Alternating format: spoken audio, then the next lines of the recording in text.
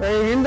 સમાચાર તમે બધાએ સાંભળ્યા જ હશે કે જુનાગઢ જિલ્લાના ટીકરના ભરતભાઈ ભેટારિયા નામના મારા દેશના અમરવીર જવાને આ દેશ માટે થઈ પોતાનું ખોળિયું ખાલી કર્યું છે। જી હા, ભરતભાઈ ભેટારિયા જુનાગઢ જિલ્લાના વતની એમ કહેવાય કે સર્વિસ રજા ઉપર પોતાના વતન આવ્યા હતા અને તેઓ ફરવા માટે પોતાના 2-3 મિત્રો સાથે જાય છે અને પરિસ્થિતિ એવી બને છે કે ઓજત નદીની અંદર એમના જે 2 મિત્રો છે એ તણાઈ જાય છે।